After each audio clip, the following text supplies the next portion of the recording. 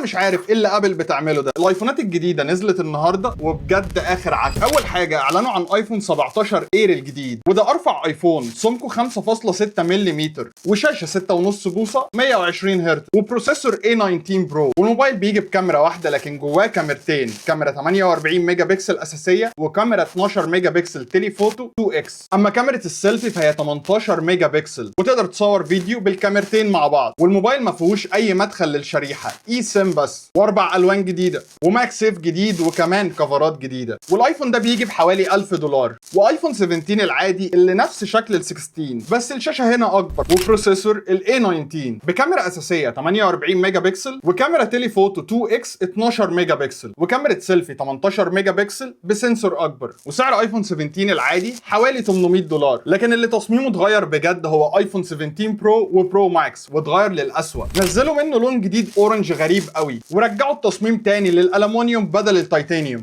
ببروسيسور ال A19 برو نفس اللي موجود في الاير، لكن قال لك التبريد هنا احسن بكتير. الكاميرات في ال 17 برو وال 17 برو ماكس الثلاث كاميرات بقوا 48 ميجا بكسل، وكاميرا التلي فوتو هنا فيها عدستين، والديجيتال زوم بقى بيوصل ل 40 اكس بدل 25 اكس بس، وكاميرا سيلفي 18 ميجا بكسل بالسنتر ستيج زي باقي السلسله. وسعر ايفون 17 برو بقى بيبدا من حوالي $1100، والبرو ماكس بيبدا من $1200. وال 17 برو ماكس هنا الذاكره بتاعته بتوصل لحد 2 تيرا بايت، بس بصراحه لونه بشع. واعلنوا عن 3 ساعات جديده، السيريس 11، الاس اي 3، والالترا 3، بشويه تحديثات بسيطه جدا. لكن الجامد بصراحه كان الايربودز برو 3، جايه بتحسينات في الصوت، عزل للضوضاء افضل من الاجيال اللي فاتت، والترجمه الفوريه بالابل انتليجنس اللي مش موجود اصلا، وهارت ريت سنسور عشان تقيس ضربات قلبك من السماعه، وسعرها حوالي $250. عايزك تقول لي تحت في التعليقات ايه احسن منتج عجبك. وكده اكون قلت لك